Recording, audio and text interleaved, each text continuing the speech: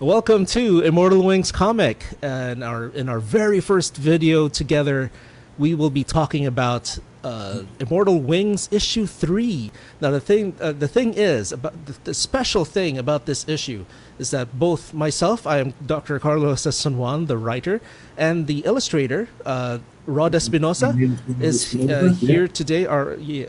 Both co-creators are here today for a video, and we will be talking about issue 3 of Immortal Wing. Now that live streaming has become a thing, we can actually do this. The special thing about the third issue of Immortal Wings, and it's the third out of 4, it's a mini-series, is that it happens to be the favorite of both myself and Rod Espinosa. So let's get down to it. The first thing that you're seeing right now is the logo of our series, Immortal Wings. The thing about it is, if I remember right, now it has been a while. The series came out, I think, in 2016. We did not design this logo, right? If I'm going to make a guess, it must be Brian Denham over at Antarctic Press that designed that. Oh, yeah. I think is he the guy I met at Emerald City Comic Con, or I believe so. Yeah. Oh yeah. Brian Denham. Yeah, he does a lot of the covers. Oh, cool. Okay. Because he had fantastic stuff. I was looking at his table, and he also has a decent following too. There were people there for him. I approached him. I said, "Yeah, I wrote Immortal Wings for Antarctic Press." And he's like, "Oh yeah." And then we started talking about you, of course. You're quite famous for your cooking and your food. I think that might be my YouTube channel one day, right? The only thing is I'm kind of lazy. I don't want to set up a camera near the kitchen, and I'm trying to figure out some kind of way to film myself but not film myself. I don't even have a Wikipedia page, but you do. So joining. Someone updates that. I don't know who, but it must be. Yeah. Sometimes I do. Fans, man. You have fans who actually know how to use Wikipedia. I mean, to whoever updates that sometime, occasionally, thank you so much for that. Nice. Like no one's making one for me. I made one for myself in a sort of wiki, but it's not Wikipedia. First of all, let me introduce myself. I am Dr. Carlo Juan. I am a comic book writer, specifically for Immortal Wings, but also for MOUSE- Multiple Ordnance and Utility Synthetic Entity, which is a comic that I do with the amazing Pilar Esber. And but more commonly, or what's more common knowledge is I am at Callus Comics, and I do a comic strip series both in the newspapers and in online at calluscomics.com called Callus, and it relates quite well to what to my day job, which is being a physician. And then joining me is the many oh, you know what? I can't find your accolades on your... Oh, yeah, I found it. Okay, so joining me is Eisner nominee,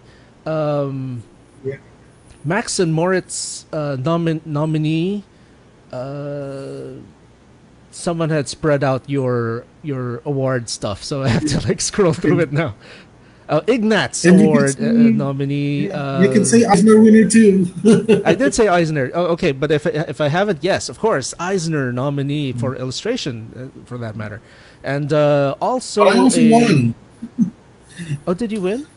Oh yeah, you won some stuff. It's not there yet, I think. Yeah, I did win. Okay, what year was that? What's the most recent one where you got to go to France? Oh yeah, that I won the Peacock contest. Right. Yeah, the Manila Future thing contest. Oh, Manila 2050. Yeah, Manila 2050. That's right. Where he made a comic about what Manila would be like, the city of Manila in the year 2050. Yeah. And the nice thing about what he did was that he made it kind of optimistic, right? There is that little dark. It's a little bit. It is. It is. When you look at it, it's kind of dystopian in a way, but it's optimistic. Yeah. In the grand scheme of things, it's it's actually an optimistic look at Manila in 2050. So I like that. I like that about it. It's no surprise to me that you won. Oh, but you actually made it where the city was overgrown with Right. vegetation. Yeah. Yeah. Everybody just farming in their own little place, you know. I think Agriculture. we're on our way there now in real life. Cause like it's like, oh man, we have to, make plant boxes with like Right. basil. No, don't kid. I've done that. I've already done that in 2020. So Oh, we've okay. begun recycling, and we've begun All right. what do you call this? Composting the vegetables. So the little Oh wow. cuttings and Okay. the potato peels. I actually have a batch of black soil now at the back. And Wow. every now and then, like a while ago, we ate our own eggplants and we ate our own cilantro. That was new. Like, Oh, hey, nice. yeah, a little cilantro Well, plant no we just wonder planted. your food looks so good. For to those of you who don't know, Rod Espinosa has been Yeah. posting his cooking, like many other people, the past year. But he has been Oh yeah. exceptional with his artistry. He's an Oh artist, and making his food look very, very good. And I'm sure it tastes good too. He is well known, even oh, yeah. in the U.S. comic circles among the U.S. artists, Right, that Brian. he Oh is. yeah. Yeah, he's a good cook. Every artist in America that I've met who does know Rod Espinosa will talk about his cooking, how much he loves food, and he's quite well known for that. Also, talking about the title, this wasn't our only uh, idea for a title of the series. It was mine to call it Immortal Wings, but they wanted options, right? Antarctic Right. Press wanted some options. We had one that was I actually found kind of cool also, the Star Ronin in the Mad Right. Bad Cosmic Frontier. And when I do market Immortal Wings, I actually call it, let's get into the Mad Bad Cosmic Frontier. That's true. And It's just rolls yeah, off the tongue. You know. yeah, because it was your idea to have a title of that sort of 80s fantasy cartoon flavor Right. because of the Was it? content of our. No, yeah, it was your idea. You Was it? said, yeah, let's make a title where yeah, of that, like Brave Star, Right. Jason the Wheeled Warriors, The He Need Man, Warriors. yeah, Thundercats, because that kind of was the flavor of the series, and so yeah, it Yeah. was your idea actually to say, let's have a title that's similar. So I came up with, yeah, Star Ronin and the Mad Bad Cosmic Yeah. Frontier, and but Antarctic Press Yeah. decided, oh, you know what, let's go with Let's Mortal go with the Wings. Immortal Wings. Yeah. So let's move over to the cover. Let me zoom out so we can Yeah. see it. So everything visual in the series is conceptualized and designed by Rod Espinosa, who does have a design background outside of comics. Now, right off the bat, when we came up to issue 3, and I knew she was being pursued, they were being pursued by this bounty hunter. That was the Mhm. cover I wanted right there, where it Oh has yeah. like a Millennium Falcon like window cockpit area with the round thing, and she's gotta be in the middle with the dragon, and there's just this one hand with a joystick controller with the thumb on the firing button. All that I knew that would be the cover. Like, it's got to be this cover where this alien hand is holding the Nice. controllers. Yeah, you do see the kind of Star Wars aesthetic, especially with the is it called windshield? There's no wind in space, but Right? Yeah. the I don't know what to call it, but the window, the front That window, round, yeah, the round cockpit window yeah, it's in the Millennium Falcon, and then of Millennium course they Falcon, do the that. Tie Fighters.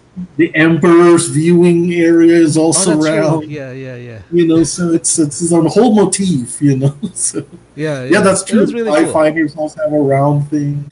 Oh, I did add, like, you see the little dilapidated control box there near the bottom. I had to add like things like that. Oh, Kind of right. hint about, it's not a pristine ship. Yeah, because Hopefully, that was actually my description in the writing.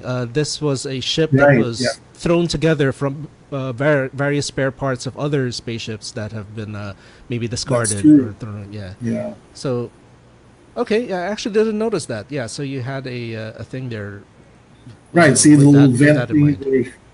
Actually, we used to have a car back when I was in college, where the aircon had the brake almost exactly like that. And it's been there for a while, and I'm like, well, maybe we'll replace it, or maybe we want to sell it anyway, so there's no point in fixing it. So I got so used to seeing the air conditioner louvers in that broken condition, so it just reminded me of that. I'm gonna add some thing there. Oh, here we go. The first page. So technically, it's not the first page. I just skipped over the credits page. Oh, the credits. We didn't need to see That's that. true. So yeah, we yes, have to see that. okay. So we're starting off with a bit of my writing. I was trying to be overly dramatic with the captions here. So silence, it fills the gargantuan spaces between. So I wanted it to be like a bit serious first, and then the narrator kind of gets interrupted. Like what? Yeah, Yeah, admittedly, it does sound like the narrator from Star Trek. Space, you know. It has that feel. Space, the final frontier. Final frontier. So silence, it fills the gargantuan spaces between. Yeah, so I wanted it to be very dramatic, very serious, and then the narrator would actually get. I'm trying to break the fourth wall, because this is where things get kind of goofy.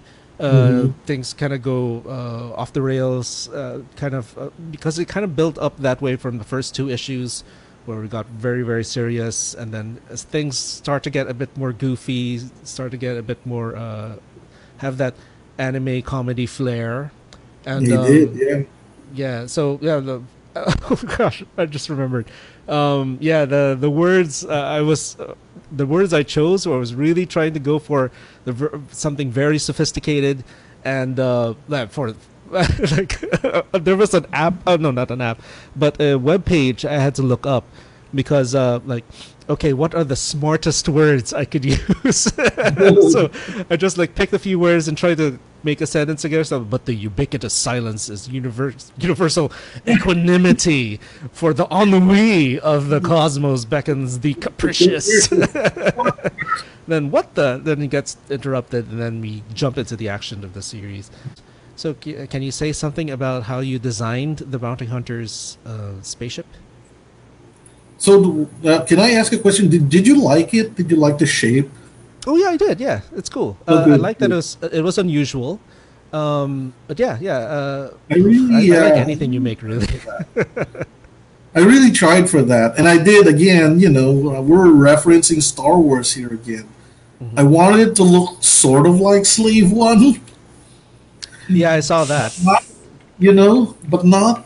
So you can tell that this thing also lands on its behind, upright or whatever you call it. Oh, okay, yeah. It lands on that flat platform on the back, kind of like Slave One. But I just wanted something like that, and I wanted something with Star Wars-y thing with the one wing sticking out on one end. What do you call that? The A wing or B wing? I don't know. I'm not sure, but yeah, I definitely see the Slave One. Was it Slave One or Slave Two? Yeah, it's a Slave One reference. That one. Yeah, reference.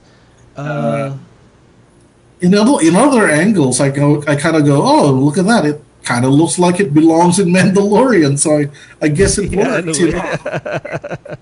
But Mandalorian came out years after this series, so we exactly, yeah. We started it first. We're pretty pleased, it kind of belongs there, So go ahead. Yeah, one thing that I did not have in my writing, and this was totally you, was to have this force field around the characters. Oh yes, yeah. This was totally Rod Espinosa. It was his idea. Can you tell us your thinking behind that? I just wanted it to make sense, because you're in space. I mean, they're magical anyway. The dragon is he's magical, so I guess he has some kind of spell to protect you from being, hit by the radiation of thousands of suns or something like that, or being burned up in the atmosphere, So kind of magic. There is still some science in this. Right. She's not breathing nothing. There's air in that little bubble. Is what I wanted to say. After It has to you be told me strong about magic. that, yeah, after you told me about that, I actually kind of put it in my head that the magical thing that Gruff does. Gruff is the name of the dragon. That Yeah. he is able to make himself very dense, so that there would be some gravity. Ah, That he. That's how our main character is actually sitting that's on her true. saddle, and Oh, that's but still, if you're going to be very technical and very scientific about it, the density that he requires to have an actual atmosphere around him right. is And it's it's not gonna be enough. huge. Yeah. Yeah. So there's definitely a magical aspect to what's going on there. Yeah, it's. I just wanted to have like a visual representation that they're not just floating in space. So I just added like a simple outline around them all the time. So you know, now I Coolness. like the angle of that ship right there. I know, Oh, right? here's Yeah, what I it's wanted to share with you. Here's what I wanted to share with you. When you said the ship looks like it's cobbled together from many other ships, uh-huh. that's literally what I did there. Is Oh, that I like had models from previous things. Like if you're very oh. careful and you look hard enough, you look at the designs I did with Prince of Heroes, my other sci-fi book, Mm-hmm. you see that I ripped apart certain ships there and put them together to form that one. Nice. That's what I did. And the engines down there are the engines from another jet plane that I did. So I'm like, just stick them down there, you know.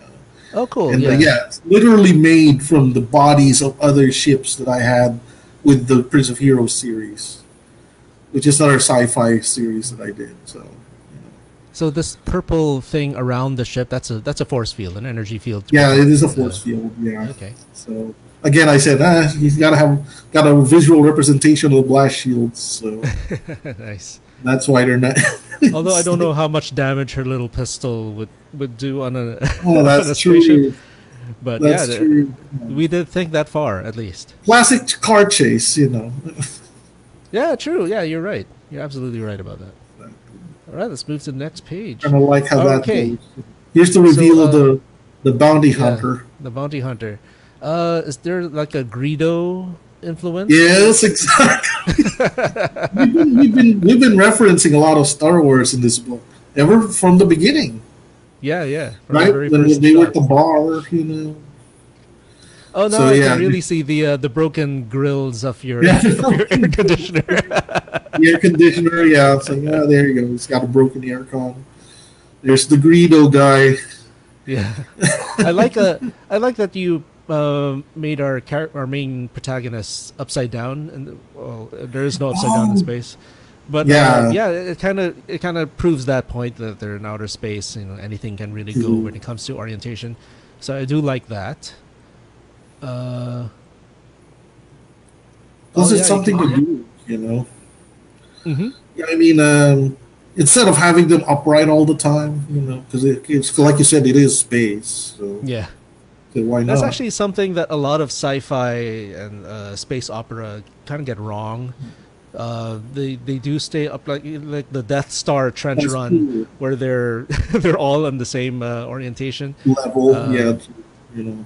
that shouldn't that didn't need to be the case. I guess you can, but it didn't need to be the case. Yeah, it doesn't need to be. This made me laugh. The onomatopoeia of laser blasts. Chi chi Oh chi. yes, no, that's the sound of that gun in Attack of the Clones. Remember when they were chasing Obi-Wan? That's kind of like the Oh sound of yeah, yeah, yeah. I can see it. Yeah. Oh my the gosh. Okay. Jango Fett's cruiser, the first slave one, I should say. Uh, when they were trying to shoot down Obi-Wan in that asteroid field, that's what it sounded like, right? Cheek, cheek, Mm-hmm. cheek, cheek. So another thing I like, this is another reason why this was my favorite issue, is because we do hit the ground running. We're in the middle right away of an action It's an scene. action scene, yeah. Yeah, and it kind of forces the reader's mind to think beyond what they're seeing. Like, what was happening right before that? And I guess later on as well when we get to the end of the sequence of what's Right. happening, at that time. But yeah, it's kind of a, this is my writer brain talking right now. It's kind of like how in what movie was that? It was an old spaghetti western where the first shot all you could see was a flat desert, and then suddenly the face of a gunslinger shows up, and it kind of Ah, forces your mind to fill in the blanks, like what is going on right. What's going on? beyond Yeah. the frame of the shot. So I do like having that, throwing you into a Mhm. situation, and your mind is kind of forced to fill in the blanks of everything that's going on. Yeah, that's that. I didn't go to school for writing or anything. That's kind of what I pick up It didn't work. from watching a lot of movies, I guess. So Yeah. I kind of wanted to start this issue off in that situation, and I think it paid off because you did a fantastic job of of Right. I really illustrating have everything. fun with this. That nebula back there on that last panel. Um, I when I did the Prince of Hero series, I did so many nebula designs that I never got to use Oh, because the cool. series Okay. was canceled. And I said, well, I'll just store them for a while. And then when our series came out, I'm like, I'm just gonna start using all the nebulas that I stored so that I can say, oh, there they are. I used them. I mean, I just had so many of those designs, pre-made already. That's what made it easy to create so much space scenes and for Yeah. Immortal Wings. And but So to your point, back to the storytelling thing, where the movie starts with an action scene. It seems like James Bondy in a way. yeah, yeah. James Bond is like that. They Even begin with a small little mission, something's going mhm. on, and then it's like Indiana Jones starts like that too. That's true. Yeah, you're right. They got a little mission, and then he succeeds or whatever. It got resolved, and then we're on to the main thing. Yeah. That always works. I didn't know it was a thing. I didn't know it was like an actual trope in writing. But yeah, that's what I was going for. And as for the nebula, it was a water nebula. It was the thing that stuck with me as far back as a kid when uh, it was an anime called Thunder Sub. Oh, But really? I can't remember. I think it was Star Blazers in the U.S. or something, Oh, or was it? was Anyway, it? it was a submarine. It starts off underwater. He's a submarine, and then they're fighting some sort of alien invasion of Earth, and they had to be Yeah. re-equipped, retrofitted to be space worthy. That the submarine, and you would think, if it's a submarine, you just you just need to attach some rockets to it. You could send it to space. That was my childhood thinking, and I really had to think, like, why did they have to go through this whole procedure of making it space worthy? And then in my childhood mind, I had already had the idea of something space worthy is not necessarily waterproof, and something waterproof is not necessarily space worthy. So that is a sort of spoiler of of what's going to happen in the next page. But yeah, so that was my thinking, and Here we are.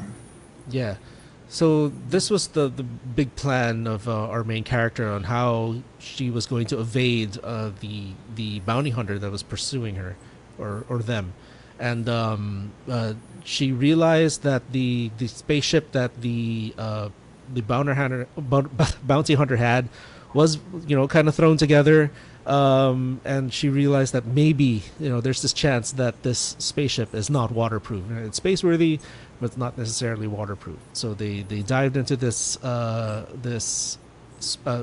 water nebula, and yeah, this guy just pursued them. Oh, and we can actually see Yes, the possibly. rear of your ship now.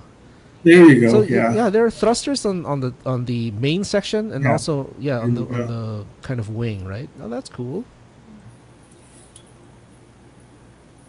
I just realized that, since they had that kind of weird force field, they didn't really need to hold her Oh, breath. that's true. That's, but yeah, I mean, now that you mentioned that, I never thought of it that way. But yeah, that's true. Hold your breath or wait. but I think I did say it in my writing, like, oh, she's holding her breath as they dive into this water cloud. That's also, yeah, it's probably also the reason. The magic is also the reason that she still keeps her. Well, there is no air in space, so her hat's not going Yeah. to fly off.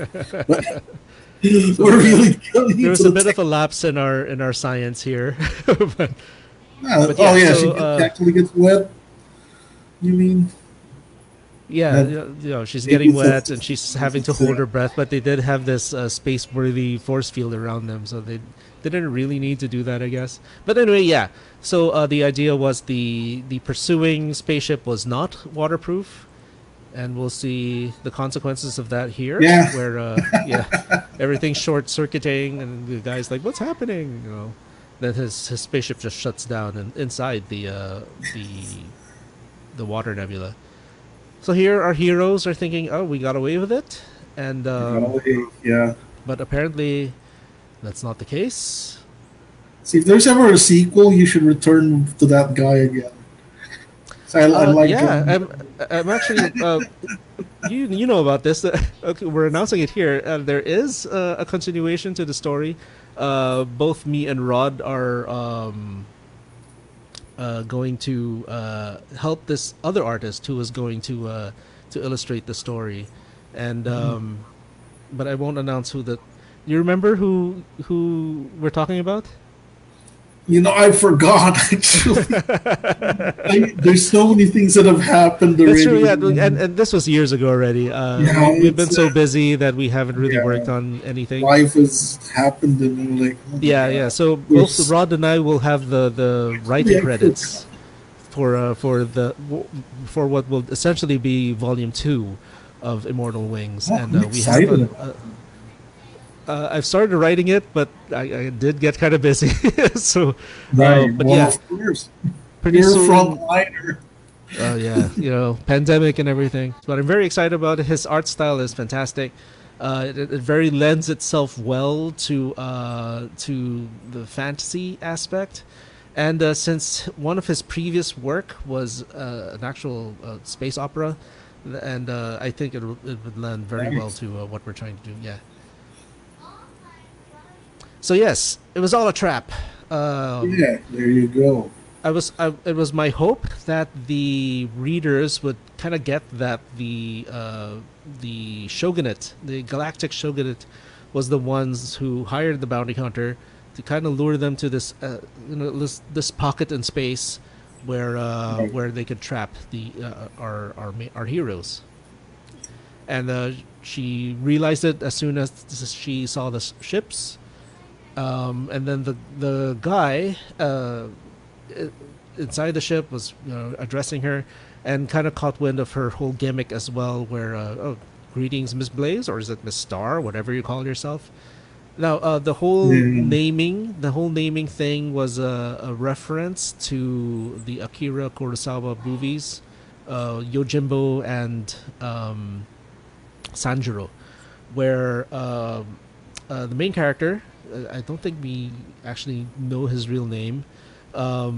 When he was asked his name at the sort of beginning of each movie, that he's a Ronin. He would look out into the distance or into the window, and he would see, say, a mulberry field or whatever, and he would say that was his name. My name is Sanjiro or something, and so that was kind of my idea for our main character. She didn't want to reveal her real identity, or was trying to move past it, or whatever her reasoning was. And she would look out. She would see a star, a bright star, and call herself Yeah. Star, or she would see the blazing sunset and call herself Blaze.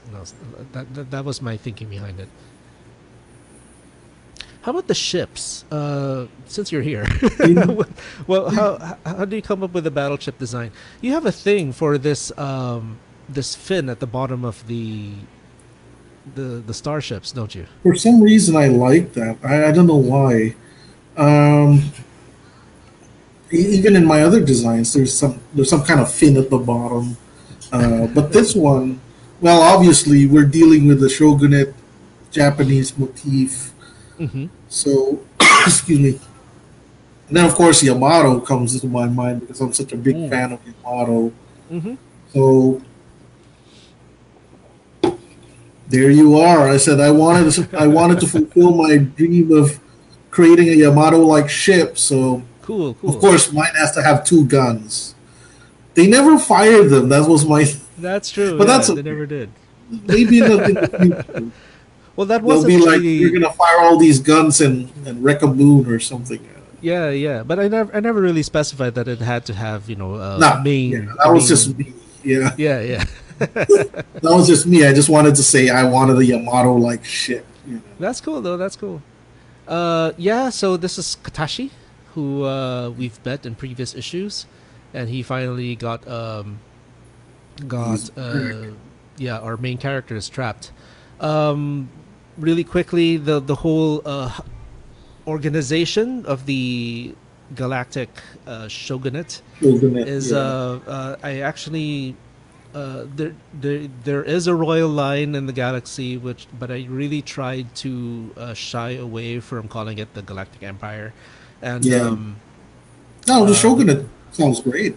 yeah. But the thing is, it's kind of like Lord of the Rings, where in Gondor there is a steward to the throne because the royal line is missing, and they are the stewards of the imperial Right. line or whatever. So the shogun is the one effectively ruling the galaxy. But if ever the imperial line does return, then things get more complicated. But yes, effectively right now, whoever's ruling the galaxy is whoever is the shogun. There's the portal. Yeah. So one of our main characters, Grafid Yantan Tethera, that's the name of the space dragon, and his actual magical ability is to make these teleportation portals that they could pass through. They're essentially like holes in space that you can pass through and instantaneously get to a certain area. But my thinking behind this was that he was only capable of doing that in a space that he is familiar with, like Right. like from his home world, I guess. So he could teleport to one place or another, knowing where he would exit would be safe. But in space, it's although he has that magical ability to travel instantaneously, to make these portals to go somewhere in space, but space being so vast and huge and unknown to him, he actually needed this computer to give him coordinates to where to put his exit portal. Yeah, so that's where Cassandra comes in. Yeah. So yeah, their little Siri-like robot, which is part of his cybernetic implant. In his head. Oh, this is the first time I'm learning that. Like, that makes sense.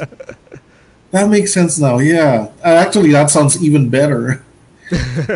First time I'm learning that Cassandra's also in his head through that cybernetic thing. Yeah, because he doesn't have the wrist console. So Oh, yeah. although that doesn't explain his arm.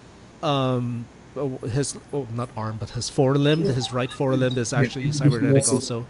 So that was he lost that in a battle. He lost that limb due to an injury. Oh, wow. But yes, I learned something new today. But it's great. I mean, now that I've learned that, I'm like, oh, that's even better than. Oh, cool. All right. Wow. So yes, that's how he's talking with Cassandra. The consequence of that, having her always there, always present. Right. He would feel the need to always have to chat with this computer. In effect, he's trying to teach her to be more than being just a program, being more than just a computer. Yeah. This was never revealed in the series, of course, but that's sort of my thinking in his brain. How he's trying to make her a bit more entertaining as He has. essentially a life mate, because she's there always, all the time. He has commented on her lack of sense of humor. Yeah, that's true. Yeah, in one of the earlier issues, like, oh, come on, get the joke. That's another thing that we kind of you kind of came up with that first, because the whole dragon with his best friend that's a computer, that happened in the Han Solo movie. Which Have one? you seen that? Oh, Solo? Yeah, have you seen Which part? Solo? Well, the whole Lando and his buddy robot, the Oh, and then very she actually became a part of the Millennium right. Falcon. Yeah, Yeah, yeah, exactly. yeah. Kind of you perceive that again, so see, Okay, cool. you thought about that years before they did. Or maybe they cracked open an issue of Immortal Wings and like, we should do this. Yeah, let's have this droid. No, just kidding, of course.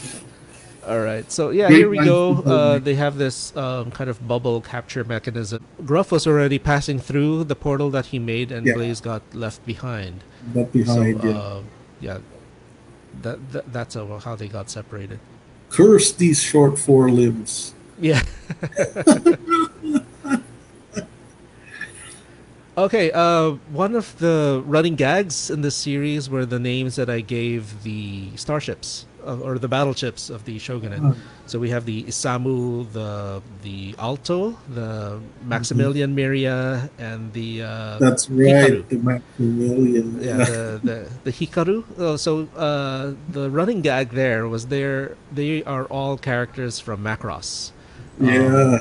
The first Macross series, Super Dimensional Fortress Macross. The main character was Hikaru Ichijo, and or the westernized version would be a Rick Hunter. And Man, you remember yeah, his his real name is Hikaru Ichijo. Wow. And the next series after, was it the next series? Yeah, it was Macross Plus, and the main character there was Alto. Oh no, it was Isamu Dyson. So yeah, Right. that's Yeah. Isamu right here. And then later on we'd have Macross. We skipped the series. I didn't make any reference to Macross 7. We have Macross Frontier, and then the main character there is Alto Saltome. And then Maximilian and Miria were also characters from the very first series, Yeah. SDF Macross, so this is all Macross references. Because I love Macross. And that Maximilian Miria love story. That's right, yeah. I'll always remember They that. actually did you know this? They if you watch the series Macross 7, there are actual characters in it. The captain of the Macross 7 is Maximilian, and Oh, he by then Miria is already his wife, and she is the mayor oh, of Macross I 7 see. city, I guess. So yeah, Okay. they moved Oh, on in the world. wow. So here, yeah, right. So it's revealed that she suddenly became very. The shogun took interest in her. Okay. Here, yes, she stuck her tongue out at him, and then he gets a bit Yeah, offended. it's a very anime thing to do. Yeah. This planet, That's one of my favorite scenes. Trashura. This was your idea. The whole planet Trashura. Yeah, so you named it after you saw all the junk, right? Or was it really You know too what? I short? don't remember if I specified that it was a No, junk it's just an planet. I think alien world. You yeah, I described just just said alien world, world. and I think it was your idea to make it a junk planet. Yeah, I was like, I wanted to have a junk planet, so I said, yeah, you know, and, and the name planet Trashura. yeah, so it fits, Yeah. junkyard of the galaxy, The junkyard of the galaxy. That's cool. And then yeah, we you kind of give a hint that the space Vikings are there. That's also not yeah, in my writing. That was all you. Yeah. But this, of course, was in my writing. So we have yeah, this. that was you. I was envisioning it while writing it to be like a sort of kind of gladiatorial scene, but you kind of made it like a wrestling match, like you have this Yeah, ring. yeah, yeah. I wanted to have the octagon. I said I gotta have the octagon ring. And, yeah, just just to be fun, you know. Oh, you know what I was referencing also there? Oh, which I was one? also referencing Transformers the movie, the first one. Oh, the trash planet, the junk world, Yeah, right? Yeah. yeah, because the personalities of the Vikings Uh-huh. reminded me of the junk people there. You know, junk robots. What do they call They're them? wild and zany, and Yeah, yeah. they had a crazy That's true. leader, Yeah. just like They also had a, Borman. if I remember right, they did have the horns also. They did, yeah. Some of them Yeah. had. I think I was really influenced by that. So I gotta have my junk planet. That's where they live. It fits. Yeah, that's cool. And then you can hear you right there in these scenes. You can hear "Dare to be stupid," Did you right? know that you know who sang that song? Yeah, Weird Al. Yeah, Weird Al Yankovic. Yeah, I only Yeah, learned that Weird maybe a year Al, ago. man. Yeah, Weird Al, man. And because I was listening to an interview of his, and he actually said we tried Really? to sound as much like Devo, you know, the band Devo. Right? Yeah, yeah. He Yeah, does. He and did. I think they were successful in doing that. Yeah, he pulled it off. Yeah, sounded like him. So here, this whole sequence actually, I was trying to establish because I don't think I did in earlier issues. I was trying to establish just how well trained the twins are in Right, the fighting. twins. Yeah. Yeah, and I was also trying to. I'm not sure if I'm successful or not. I was trying to differentiate them as characters because we have they're twins. One is the more extrovert among them, Suzuka, and Mizuki would just kind of concur with whatever she's saying. Like, Mhm. oh yeah, Yeah, what what she she said. said. Yeah. But yeah, the more confident among them is Suzuka, the more extrovert among them is Suzuka, and yeah. So and I was trying to show off their battle prowess here. Um, I did touch on this on my earlier commentaries, but the Yeah. design of the twins, all I said was that they had schoolgirl outfits. Hmm. I specified that they shouldn't be sexualized, Right. Yeah. and they had armor. They were kind of armored schoolgirl outfits. So I was kind of yeah, it's short very on the armor part. yeah. So this is The kind of only cool. thing You with have armor with the mechanic, yeah, the gauntlet was the only uh armor bit there. the gauntlet that they use to hold their battle hammers. Yeah. Um, and the yeah, so it kind of makes sense that it kind of shows that the battle hammer has a bit of power in them. That's why you need like a gauntlet to hold them, I guess. So that's what I got out of your design. You know, looking back at these designs again, because lately I've come back to watching pro wrestling. There's a Japanese wrestler now. Her name is Maki Ito, and I'm like, she Okay. looks like the twins. Oh really? Like the twins in the red outfit, the red schoolgirl Oh outfit, cool. Okay. and she's such a Uh, villain. There he goes flying. yeah. Because Um, I tried to establish as well that the Space Vikings were very very well. They fight very well, but they're very easily beaten by these by the Shogun's hands. yeah, I kind of, another thing I didn't touch on in the series was these kids that are around the Shogun. So we have the Oracle, and then we have the Shogun's hands. right, yeah, Um, yeah. something that I didn't include in my writing about the Oracle was that he was known as the Shogun's eye, I guess. And then Oh, so okay. there were in one of my earlier drafts, it was revealed that the Shogun did find these gifted kids, and and then train them if they needed training, or if they had these special abilities like the Oracle. Um, so he was the Shogun's eye. Then if the Shogun wanted something to be done, almost as if she was the one doing it, then she has the Shogun's hands. And Oh, so okay. yeah, so that was See, my now thinking behind again, it. once again, I'm like, this is something I'm learning now. Yeah. So now it makes total sense.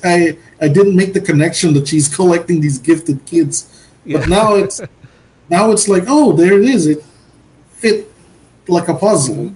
Like, oh, that explains it. Because I just thought, oh, it's just some random boy serving her. But now that you've, and the amazing thing was, right, I don't know if I put it in my writing, but you put him in a schoolboy uniform. Right. I'm not entirely sure if I specified that, but the fact that you did kind of really fit into everything. Oh, look at that! No, I just thought him in a kind of suit-like outfit might work. Yeah, but it worked out. So here, I think I got that because every time he talks, he sounded formal. Yes, he was very formal, and that's part that of. That must have clued me in. Yeah. You wrote him as this formal speaking butler-like character, so here we are on a new page. Oh, here you go. So the twins get their Viking helmets. They've become accepted as members of their Viking clan, their space Vikings. And I did want to kind of make them kind of stereotypical girly in a way, kind of make them cute, I guess, where.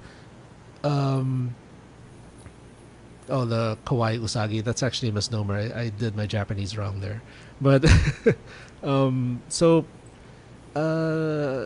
they were very good warriors, but they're also very simple-minded. Their wants in the universe are very, very simple.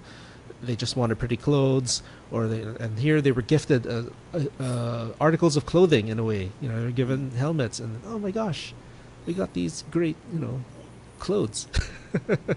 Nobody's given us anything before. Yeah, true. It reminded me of like the elves in Harry Potter, the house elves. Oh yeah. Nobody gifted us anything before. Now they're free. We gave them a gift. Yeah, in a way, the Mortimer, the rabbit, is what kind of freed them. So his cuteness actually kind of freed them from the grasp of the shogun. But yeah, we get a little bit of their backstory in this one panel of their training, their very rigorous training. But yes, they love their new helmets, their pretty things, and so on. They're so happy. And then Gruff shows up, and he's injured, which it shows the severity of his injuries, because we established in previous issues that he heals quite quickly. He has this healing ability that extends to people nearby. And but yeah, that shows just how much injuries he got. That was the most injured we see him, I think. Yeah. Cigar. This one. So yeah, why would a dragon need a lighter? And why would? Well, I can't puff the cigarette while lighting it. So, that's true. He'll light it from the wrong end. Yeah. So this, I was kind of iffy with the whole cigar thing, because I'm not sure if I wanted characters who smoked, but I don't know. It kind of fit his character that he likes cigars. He's very refined in a way. Exactly. Yeah, because of the way he speaks, I kind of think of him like an old British butler, and so I could have put a pipe as well, kind of make it a bit more hobbitish. Oh, that's true.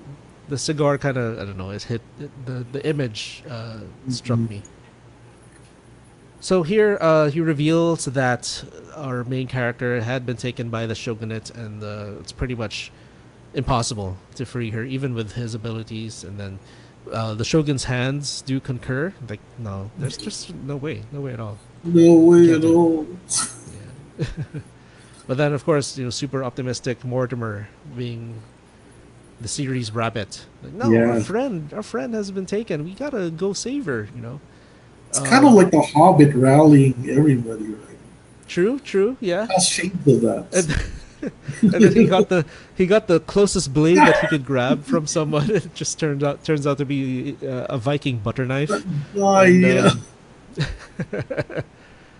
We did have one reader who absolutely loved this subsequence that's happening under everything.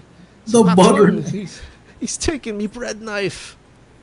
And then the whole time, they're planning. Oh, yeah, you know what? Yeah, let's do it. Let's storm. And then in the background, why do you We literally are. To spread butter on my bread. And then they continue planning, and we don't care how hard it'll be. Let's go save our friend. And it keeps going. Sometimes I use the knife to surprise myself with an amuse-bouche. I don't even know what that is, but okay.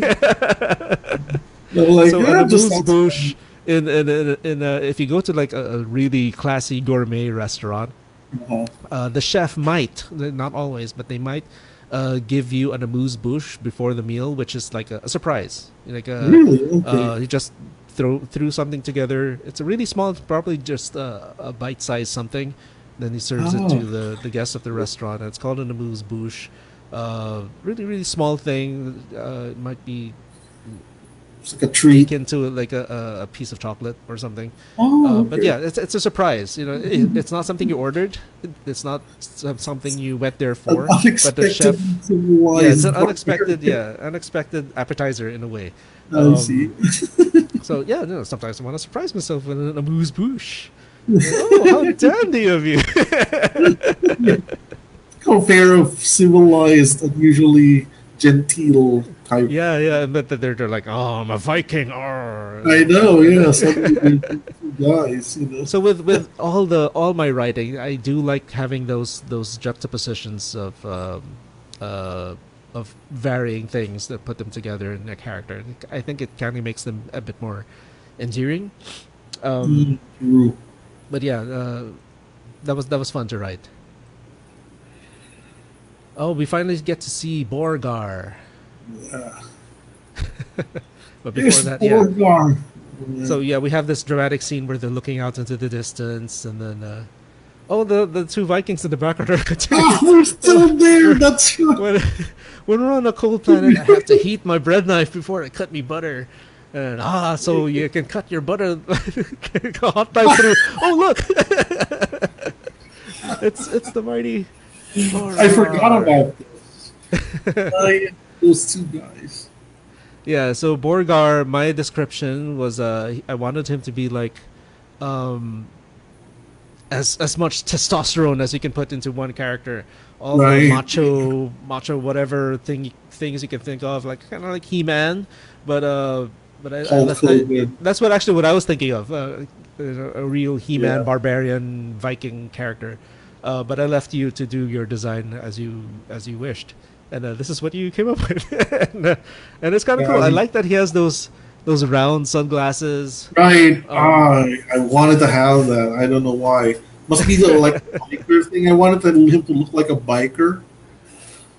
So that did come across to me. Yeah, that's true. Yeah, like a chopper biker, like the Hells Angels and stuff like that. He would fit on a Harley.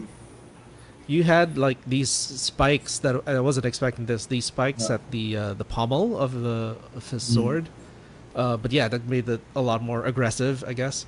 And so much muscle, so the veins popping out, just gritting his teeth. Yeah. Oh, that's true. Yeah, I did have that in my writing. And is that a wrestling belt? That I did not. Yeah, I had to put a wrestling belt on him because I mentioned that earlier. I'm watching pro wrestling again. So cool. So the whole thing about the Vikings was that they're essentially looking for a battle that they cannot win, so they could kind of go to Valhalla. But the thing is, they're so good. They're so good at fighting that they can't seem to lose. So now there's this chance. Oh wait, did you say that there is no chance to win this battle? Then we're in. We're joining you. This is it. This is a good day. If you need an army, Mr. Yantan Tetera, we would gladly ride with you to death and glory. On one condition. So I'd like to know why the shogunate is so interested in your bounty hunter. Yeah, he just smiled. There's some silence there. Oh, we don't know yet if he'll actually answer the question. Oh, here, Castle Goldenfost. The name of this castle was from an old story I did in high school. with like wizards and warriors and stuff, and the castle that they were defending was called Castle Oh. Goldenfaust. But yeah, nothing really happened with that story, and I like the name, so that's the name of the Imperial. Yeah, oh, sorry, I the Shogunate recycle a lot headquarters. of. I recycle a lot of my stuff too. The stuff that never got made, I'm like, yeah, this will be a nice place to put it. So There was yeah, actually I hear you there's a there. character in Mouse, the other series that I write Oh, with really? Pilar, Yeah. who her name was there is Karen Soda, which Oh, fits with the a bit more kiddie series. But she's actually an assassin, well trained assassin and so forth. And but she was actually a character from Immortal Wings at first. I didn't oh. think that Immortal Wings would ever go anywhere before I met you. Mm. So Karen Soda, she's such a good They're character. I'll put her in Mouse. And actually, she didn't really fit the story, but I liked her so much that I actually had to squeeze her in. So, but yes, here we are, Castle Goldenfaust.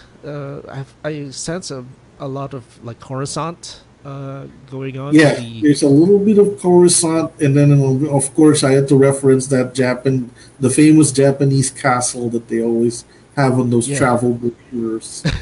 So Yeah, it's I got the kind of Himeji. pagoda-ish. Yeah, I feel, I don't know if it's intentional, but I feel there's some Thai as well, like here on the a little bit. Yeah, from Thailand. Yeah, yeah. There's a little bit of Thai there, cool. especially with those bars that stick out. Oh yeah. Oh, that's true. Yeah. They have those on the roofs. It's just a motif. So finally, there's our oracle as well, and There's so we have the shogun facing off with our main character. What is your name? And there we go again. That's the Yeah, your name. So, and the first thing she's seeing is her face. So, Yeah. stupid face. My name is Stupid Face. Fine, but know that your flippancy will get you nowhere.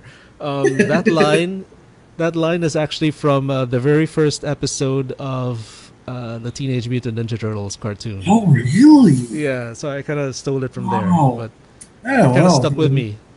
You And borrow from the I also revealed where I got these images.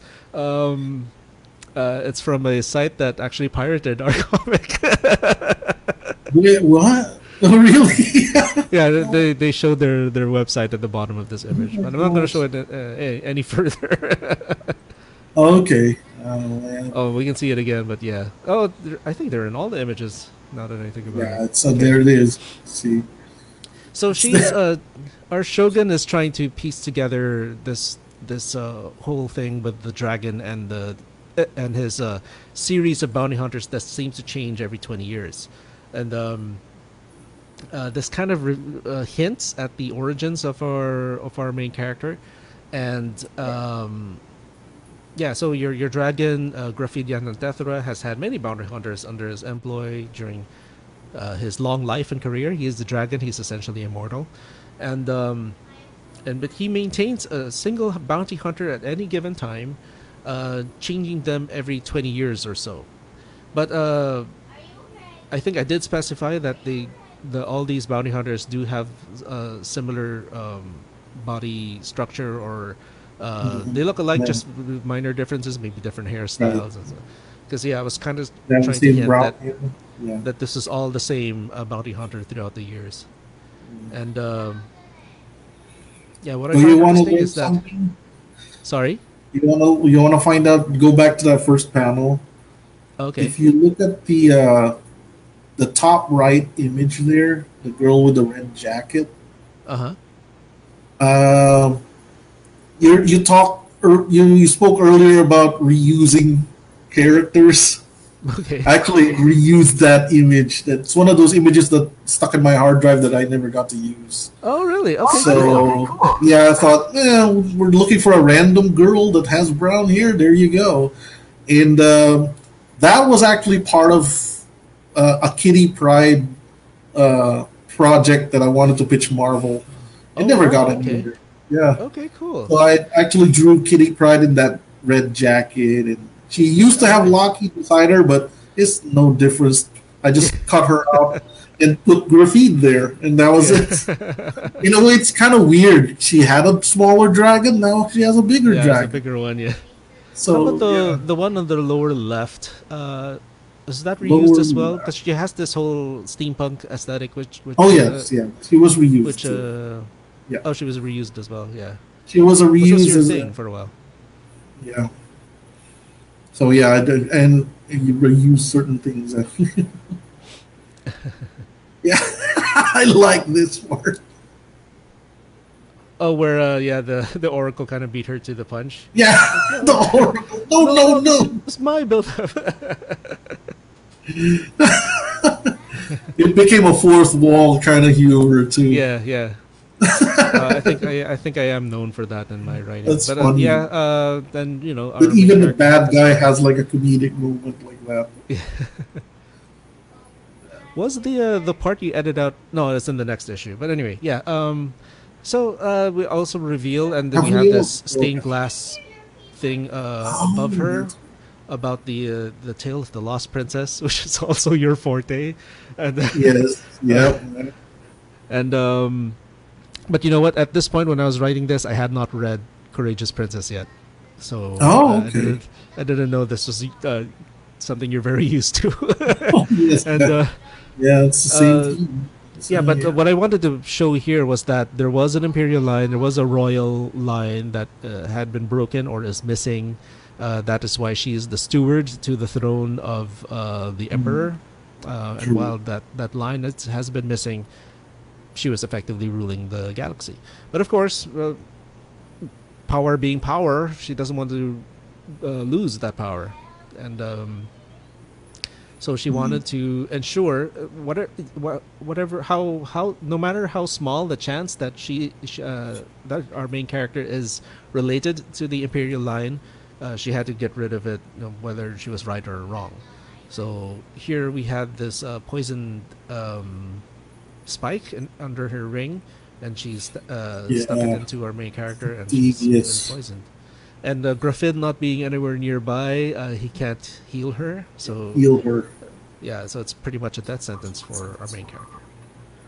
Have you mentioned before that I based the design of the Shogun off Meryl Streep? Oh, I have not.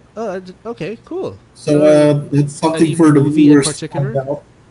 No, not really any movie. I think it's like Devil Wears Prada, the way she carries herself there. I see that. Yeah. Oh, definitely. So Cool, cool. I kind of based it the Shogun around Meryl Streep. That's why she kind of has the same facial structure, And similar, very that's true. haughty. Yeah, and then the So yeah, troops. I never mentioned that. You know, they have this whole samurai aesthetic, but a far little bit, further yeah, into the background, we see they look like the Imperial Guard yeah, from they Star do. Wars. Yeah, I said I gotta reference that too. So put them in there, the little Imperial Guardsmen. So Yeah, or I remember us chatting very early on before we started this series when I was you might have mentioned pitching it to that. you.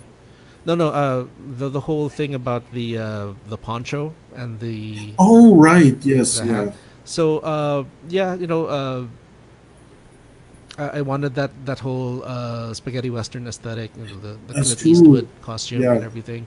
But you kind of took it a little step further. I feel like you know, this being a sort of superhero comic, the poncho would yeah. double as A her lot of times it superhero cape. furls like a cape. Yeah. It's So true. yeah, the captions are pretty much describing her fate. She's been poisoned, and it doesn't matter whether the shogun is right or wrong. She doesn't want to lose her power, so um, it's okay for her that the bounty hunter dies. And here we reveal that he did not say why the shogun would be interested Right. in our Yeah. main character. Yeah, so that's it. You know, goodbye. We don't need your Viking horde. So yeah, this battle is for me alone, and he didn't want to bring his friends Yeah. with him. In fact, he just wanted them to stay safe with the Vikings, and You'll he never flies make off. it. Yeah. Uh, is So yeah, departing. there's a lot of drama in this issue as well, Yeah, compared to the others. So yeah, it processes a lot it's of the very gamut epic. of Yeah, emotions. this issue was very epic. We have the highs and the lows, the action. You know, yeah, I feel it's the Empire Strikes Back of our issues. That's true. It kind of is really. Hmm. Yeah. And then they have So even there, a space chase. So so Mortimer, being the innocent little rabbit that he is, okay, I guess this is it. I said goodbye to my two friends who saved my life before, but then you know what? You know, he's quite foolish. Of course, we're gonna go go and yeah, into this battle as well. Although the motivation for, well, for the twins and for the rabbit, of course, is to save their friend. But of course, for this Viking horde, there is an yeah. impossible to win battle up ahead. Of course, we're going in. You know, we'll get to go to Valhalla or whatever.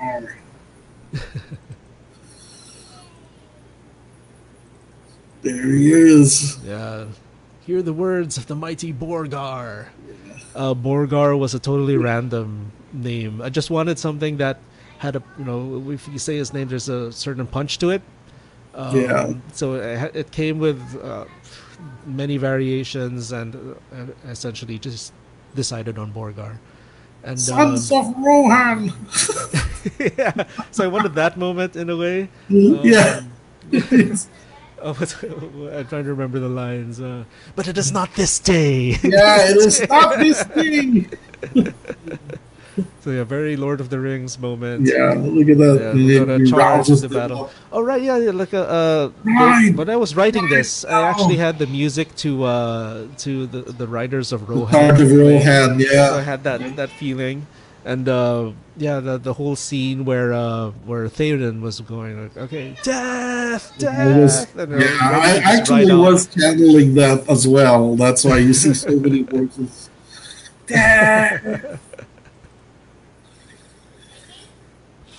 Man, we're plugging There that you go. website a lot. Oh yeah, so there they go. They're storming off to battle. Make haste! Yeah. Oh, man. Oh, but then yeah, we can't forget our characters here. Ah, yeah. I did talk about them in an earlier commentary where Gangster what I aliens. had in mind was like the typical bandits that you see in spaghetti westerns, Yeah. but a genius move on your part was to have them as these alien green predators. that, that was Right. that was so And cool. So cool, in fact, that I had to reshift my thinking when I was writing the next three issues because okay, now I have to make them sound like they're, oh, we're gonna go and rob this bank. See, I don't know what made me think about yeah dressing them up as like these 1920s gangsters. gangsters. Yeah. But I think it's because of that word gangster. I think he used the word gangster in the Yeah, I script, actually no no I and it remember stuck with if I me. remember right, I used the What is word it, bandit? bandit. Really, bandit? Yeah, Okay, but you know it worked out. I liked it. I really liked it. But but yeah, when I first saw kind your pages, like, what's this? But you know what? I like it. of works though It now. does. It does. It works perfectly. Even Comic Ninja really, really liked our work here, And I and think it's also because I think you wrote it in such a way that it sounds like Hitchhiker's Guide to the Galaxy almost. oh, maybe I never read it, so I don't know. I saw Well, the movie I once. never read it too, but I just saw the movie. In the Oh, cool, movie, cool. some of the aliens were dressed in like some Earth-like, Yeah, true. Yeah, witness yeah. suits. So I'm like, yeah, this kind of sounds like a Hitchhiker to the Galaxy like world where things like this happen. Like there's men on horseback, and and then there's a lady on a dragon, and now we have gangsters from the 20s As with the for whole. yeah, Brother Halfdan. That name came because I misheard a name in Game of Thrones. I don't even Oh, really? remember the name of the character and what his or Okay. her his Huh. real name was, but what I heard was Halfdan. So I'm like, okay, Halfdan. Oh, this line because you did give them this whole gangster aesthetic. Yeah, we'll be swimming with the fishes now, boss. Yeah. Just those guys. Your rabbit friend owes us money. See, we just want. Yeah. That's why they respectfully asked for him to pay them. Gotta put holes on you. So I also established that because of the fighting prowess of the Viking horde, they're actually quite wealthy, and so okay, we'll pay off the debt of Mortimer and so on, but you have to do something for us. Okay. Yeah. And I kind of teased that they would have a part Yeah. in the upcoming main battle, and yeah, that's the end of issue 3. I So, like how before- that last panel goes. It's Yeah, like it's all nice. different characters together Yeah. at last. Look at it. It's, Yeah. it's a weird position, but yeah. So before we end this, any final thoughts about issue 3 that you'd like to say?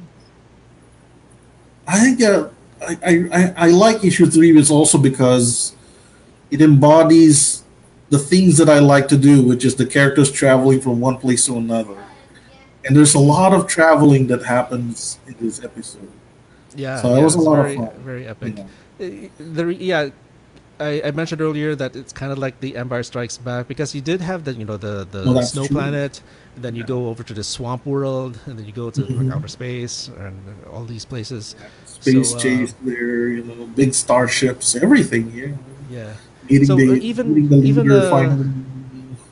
You know how George Lucas, they kind of tease him about this when he was directing the first Star Wars movie. He was going faster, more intense, faster, more intense. I was actually thinking that while writing, like, no, we need more energy, energy. We No, I gotta think have. you- Oh, thank you. But yes, I wanted to get the pacing right between the pages and everything. But yeah, you interpreting my writing the way you did was just pitch perfect. Mwah, chef's kiss, everything. And It's, I can't believe you were able to fantastic. compress all those events in one book. Yeah, To be honest. When you look at it from beginning to end, so much happened. yeah, a lot happened. We talked about a lot of things in this in this commentary. But yes, another thing was because when I first envisioned Immortal Wings, I thought of it as a continuing series. It's like keep going, and the reveal about our main character would happen much slower than it did. But since we were only afforded a 4-issue miniseries by our publisher, I kind of had to compress a lot in this 3rd issue, and even more in the 4th issue. But still, yeah, it worked. Oh, thank you. Which is why I'm kind of hoping that we can put out the continuation, the second volume. I'm going to tell you right now, it's very, very different from what. I what might we've, I might have some names for you now. I've been networking with newer publishers, so we'll see. Oh, nice. Okay. Oh, that's fantastic news. So, Yeah. We'll see how that goes. Before Go we sign ahead. off, how do people find you online? Usually on Facebook. I'm mostly on Facebook. I tried to get on other things like Twitter, but it's just a time thing. Yeah. Facebook is all the Understand. time I have, so it's Facebook at Rod Espinosa. That's it. At Rod Espinosa. Cool. Yeah. You have an artist page, don't you? I have a DeviantArt also at another app. No, I mean Rod on Espinosa. Facebook. You have a Oh, yes. artist page. Yeah. Yeah. There's a the Art of Rod Espinosa there. Art of Rod Espinosa. It's called the Art of Rod Espinosa, and there's also pages for specific series, like the Yeah. Adventure Finder series is there, Courageous Princess series is there. Cool. Although for the Courageous Princess page, I mostly post like pictures of people holding up the book with their hands. Well, that's It's cool. like my kid liked this, and I said, "Oh, can I share it on the Courageous Princess site?" And people say, nice. "Yeah." And So- as for myself, you could find me And as you, at you- Callus Comics on Twitter, Facebook, and Instagram. And you could read my comics at calluscomics.com and my artist site, cartoonistcaz.com. So thank you, everyone, for joining us. Everyone, stay safe, stay healthy, and have a great day. Yep.